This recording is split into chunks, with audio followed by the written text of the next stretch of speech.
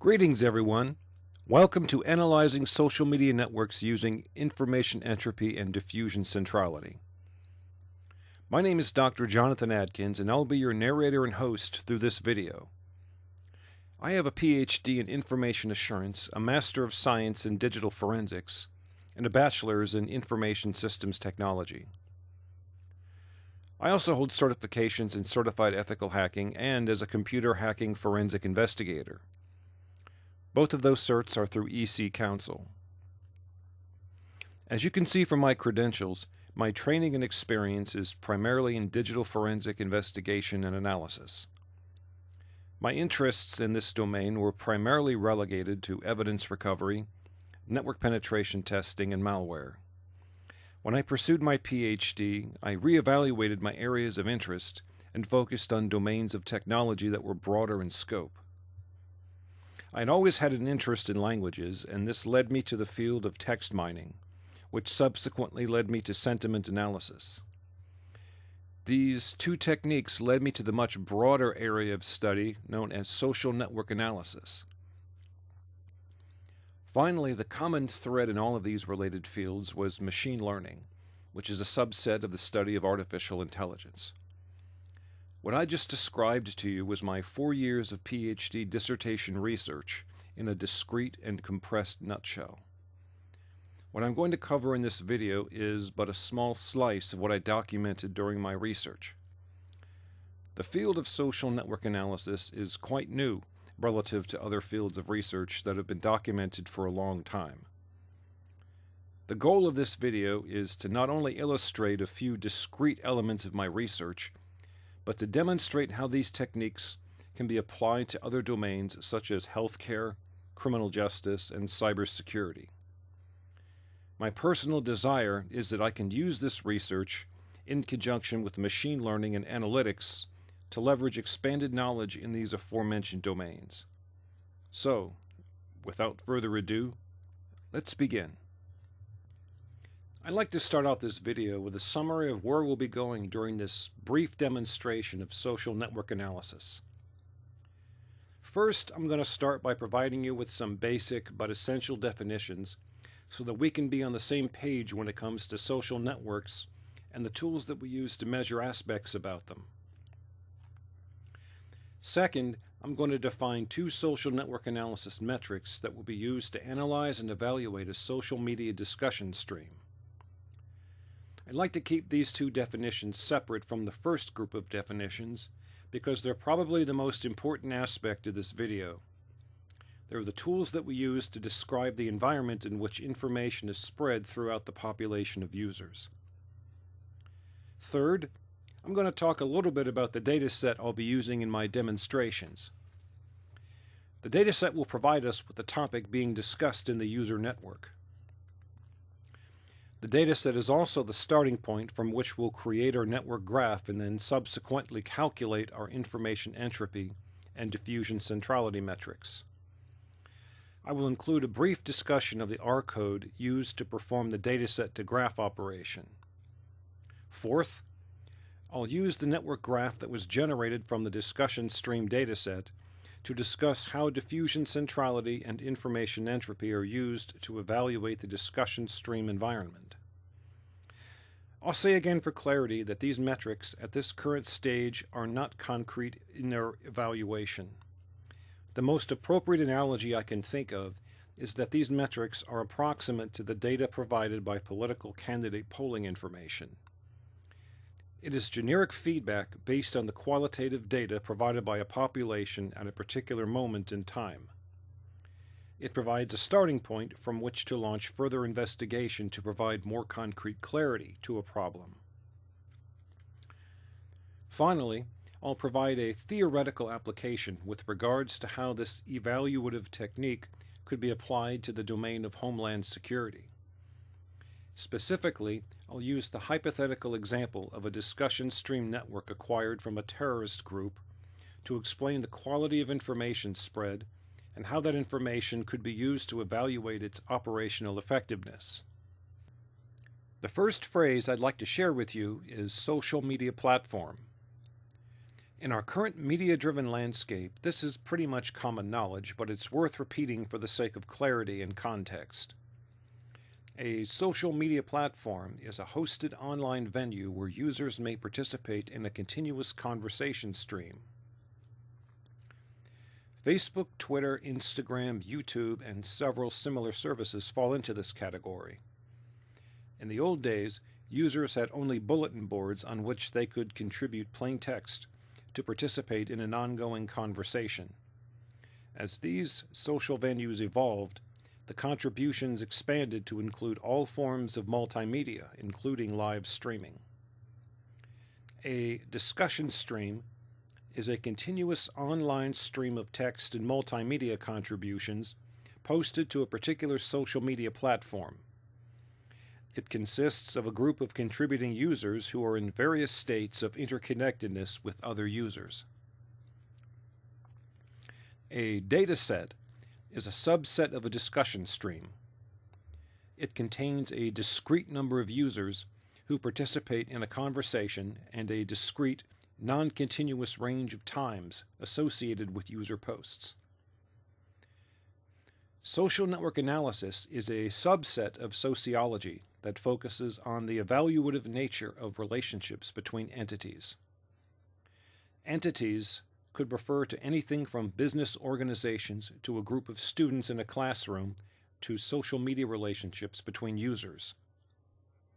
It had its genesis sometime in the late 1940s, where its implementation was purely focused on the relationships between people. By studying how entities are connected, different metrics can be created which can inform researchers as to the individuals in a population. For example, a person's influence can be evaluated by studying how many connections the person has to other people who are also highly connected. Underneath the vast umbrella that is social network analysis, there are a plethora of techniques and metrics which researchers can use. I'll briefly describe two such metrics next. Fundamentally, this video lecture consists of three segments, which are creating a network graph from a social media discussion stream sample, calculating two metrics from the graph, and then using the metrics to describe how connected or fractured the network is. I believe that the most efficient and effective way to accomplish this is to discuss the two metrics and their practical implementation, and then how the discussion stream network is created. The creation of the network will be covered in the next section, so I'll begin by discussing diffusion centrality. Diffusion centrality is a metric which evaluates how influential a particular user is within their discussion network. A diffusion centrality score represents the number of times that a user's message will be seen by the other users in the same network. I'll further illustrate this definition using a visual example. Say, for example, that you have a sample discussion stream with 10 users. To continue with this example, if each of the 10 users was only connected to one other user, there would be a set of 5 small subnetworks. The message contributed by one of the 10 users would in all probability not be seen by the 8 other users who were not connected to him. Since this is the case, the user's influence would be rather small. Therefore, the user's diffusion centrality score would be reflected in kind as equally small. This same principle would apply to the 9 other users in the subnetwork. Now let's suppose that the same 10 users in the subnetwork were all connected in one single network. Depending on the topology of the network, the probability of one user's message being seen by the other users would be significantly higher. In this visual example, one user is the focal point of the network. Because he is the center of the universe, so to speak, he'll have the highest diffusion centrality score. Depending on where the other users are in the network, their scores will be determined by their message spreading significance. Since all of the users are connected, they'll all have a higher score, unlike the users in the disjointed networks of the previous example. In essence, a diffusion centrality score reflects the amount of message spreading significance that a user has in reference to the overall network. This is one aspect of the network environment that we're concerned with evaluating. The score is evaluated by using a mathematical function on our social media graph. This function is leveraged through programming languages such as Python or R. The explicit calculation of the diffusion centrality score will not be covered in this video. If you're interested in those details, you can contact me for my dissertation. The second aspect that we're concerned with is the amount of diversity in our network environment. Diversity is measured through the metric of information entropy. Information entropy, also known as Shannon entropy, can be simplistically defined as the amount of individual bytes that are required to construct a message. The idea of information entropy was adapted from thermal physics, where the concept of entropy referred to the amount of disorder or uncertainty in a system. In the late 1940s, scientist Claude Shannon wrote his seminal paper in which he adapted this idea to information science. According to several research papers in the field of social network analysis, information entropy has been used to measure diversity. In the case of our social media discussion stream, entropy will let us know how diverse the distribution of users is. To be clear, when I say diverse distribution of users, the diverse distribution refers to the number of users and how far spread apart they are. A higher diversity could mean more overall users spread out across a network who are contributing messages to a discussion. It could also refer to the level of dispersion of subnetworks. Information entropy in this context is somewhat more open to interpretation. A more practical way of evaluating the entropy metric is how it combines with diffusion centrality. If there is a high level of diffusion centrality and a low entropy, the high connectivity inferred by the centrality along with the low diversity would suggest a larger network of highly connected users. Low diversity and low centrality suggest a larger number of subnetworks. Okay, so how do we calculate the information entropy score for a discussion stream? Entropy is determined by the number of bytes in a message that is shared between users who are communicating. In our case, information entropy is determined by calculating the amount of entropy that exists in the message text that is shared between social media users. Here's a brief visual demonstration of how we calculate information entropy. In a subset of a discussion stream, there is a discrete time period of user contributions. Let's say, for example, 14 days. Each of those individual one-day periods consists of an aggregation of multiple user messages.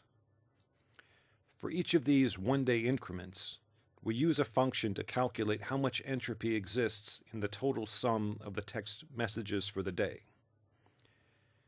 Now that we know what diffusion centrality and information entropy are, I'll discuss how we acquire a discussion stream subset, otherwise known as a dataset. Then we'll take that dataset and convert the individual user messages to a network. I'll discuss both of these topics next. So far, I've discussed the two social network analysis metrics of diffusion centrality and information entropy. In order to calculate these metrics and examine the discussion stream environment, we have to create a social media network. This can be done using any of the existing platforms online: Facebook, Twitter, LinkedIn, Instagram, and several others. Each node of a network graph represents a user. A line connecting users represents a connection of some kind between the users. This line represents some kind of relationship that exists between the users. This relationship could be a Facebook friend relationship. It could also be a reply on a YouTube page or a retweet action. To create a social media graph, the first step is to choose a platform and then collect the dataset sample using the existing Application Programming Interface, or API. In order to do this, you must register with the platform administrators as a developer and acquire a special set of keys to leverage the API. Once you have developer keys, a programming language will need to be used to leverage the appropriate libraries that will communicate with the platform's interface. To better understand the dynamics of this process, I'll use some code from the R programming language to explain. In this example, I am making use of an R library called Twitter to connect to the Twitter platform's interface and then perform a keyword search. The number of tweets that are collected from the continuous stream are passed to the search Twitter function, along with the search keywords. The collected results are saved to a data structure called a data frame, and they are exported as a CSV file for processing. In this example, I collected 10,000 tweets using the keywords mail and ballots. This query pulled the first 10,000 available tweets with regards to the online discussion taking place concerning mail-in ballots in the post office. Here is a sample of the raw dataset that was collected from the Twitter API. To create the user graph, we will only be using 4 of these columns. The rest will be discarded. We will be using the text, screen name, created, and is retweet fields to create our nodes and edges. The text field is how we will compute the information entropy metric. All of the individual user text messages will be aggregated for each individual unit of time and then evaluated for its level of entropy. In this section, I will discuss how the 4 columns we saved from a Twitter discussion stream dataset are converted into a graph. Here is a sample of R code that performs this task for us. First, our dataset is imported into a data frame so that R can perform the necessary functions with the data. First, the initial raw sample of 10,000 tweets is sorted so that only the tweets that have a status of is retweet are kept. All of the others are discarded. Next, the nodes of the graph are defined as sender and receiver. The objects in the text column are treated as a message sender, while the objects in the screen name field are treated as the message receivers in the relationship. The graph is non-directional, so this code will simply create a series of nodes with plain connective lines where the sender-receiver relationship exists. The second to last line of code converts the original data frame of sender and receiver information into a graph object so that it can be plotted using a graphing library such as ggplot2. The last line of our code cleans the graph of any extraneous lines which emerge in the graph due to missing or incomplete data. The result of these operations is a graph which looks like this. In the next section, I will discuss the diffusion, centrality, and information entropy scores and how they will be used to analyze the environment of this network. As I mentioned previously, these scores are not concrete measurements. They are more qualitative in nature. These metrics are derived from structural, topological, and textual attributes of a network. While this data will provide insight at the macro or high-level perspective of a user network, it will take further research to convert these metrics into something more nuanced and concrete. I will continue with my analysis of this graph next. Okay, now that we've collected a dataset from a social media platform and converted it into a graph, we're ready to analyze our user network graph using the 2 metrics that we calculated. The goal for my future research is to combine these 2 metrics into an ensemble algorithm that uses a probability scale to measure the likelihood that a particular social media network environment will produce activity in the form of events. This ensemble metric will have a more concrete accuracy score, so qualitative analysis won't be required. Until that happens, we can still extract some meaningful information about the nature of a user network and its messaging dynamics. If the diffusion centrality and the information entropy scores for this dataset are averaged, we end up with a mean diffusion centrality of 14.64 and a mean entropy of 1.86. A 14.64 centrality score is rather low when it comes to connectivity and user influence. In other datasets, the diffusion centrality mean can reach somewhere around 40 to 50 units or more. Key users will end up being much higher as they're connected to everybody. A 1.86 entropy is slightly below average with regards to diversity. If we aggregate these two values, we have a discussion stream where the users are not highly connected and the topology is less diverse. This combination can be achieved by taking a number of different forms in the network. If we look at the graph of this network, there are three primary subnetworks. The subnetworks are surrounded at the periphery by several smaller clusters of users. The three primary subnetworks are all joined together by a handful of common nodes. These connective common nodes are likely the reason that the entropy is slightly below average. A low entropy of, say, 1.5 or 1.6 might suggest two or more separate primary subnetworks.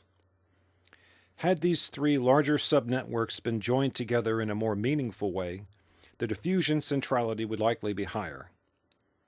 The entropy provides us with an additional descriptor for the distribution of users in subnetworks. Okay, so what does low connectivity and below average entropy tell us as far as activity in this network? It suggests to us that messages that are sent by individual users will likely not get a high level of circulation throughout the entire network. This in turn suggests that the overall activity will be somewhat lower. That is not to say that eventful activity won't come out of this environment. It means that the probability of a higher level event-producing activity hovers at the average level. In the last section of this video, I will use a contrived user network to analyze a fictitious terrorist network to demonstrate how this technique could be applied to the domain of Homeland Security. I'd like to close this video with a hypothetical example using a fictitious dataset. This graph is significantly smaller than the one which we created using a Twitter dataset. Its purpose serves more to illustrate the fractal nature of user network topologies. Ordinarily, datasets will range in the thousands to hundreds of thousands of nodes with topologies that will result in graphs that have one or more large subnetworks, supplemented by several disparate and disjointed clusters of users. In this example, let's assume for a moment that this is a graph of a terrorist group whose communications were intercepted from the dark web. Let's assume that the diffusion centrality for this graph is around 12.4, and the average information entropy for the aggregated messages is 2.3. An average diffusion centrality of 12 is rather small, and the entropy of 2.3 is average. These numbers suggest that the network has poor connectivity. The entropy score suggests a slightly higher scattering or dispersion of users in subnetworks. With this information taken into consideration, how could it be inferred to the dynamics of the terrorist group? Scattered, poorly connected users in the network suggest that the members of the group do not have a centralized, cohesive distribution of information. The evidence of this can be seen in the distribution of user couplets. If you took this example one step further, how could a Homeland Security analyst use such information? For starters, if information is not being disseminated to all members of the organization, that vulnerability could be used to spread disinformation or to prevent a large-scale attack from being fully planned operationally. The topology and structural integrity of a user network is a variable that provides valuable information about the discussion stream environment. As I mentioned previously, These metrics are subjective in nature and can't be relied upon for nuanced analysis. In future research, the goal is to aggregate the diffusion, centrality, and information entropy variables into an ensemble that will use scaled probability to evaluate such an environment. Until then, if you're interested in additional videos covering digital forensics, penetration testing, and malware, check out my YouTube page. See you soon.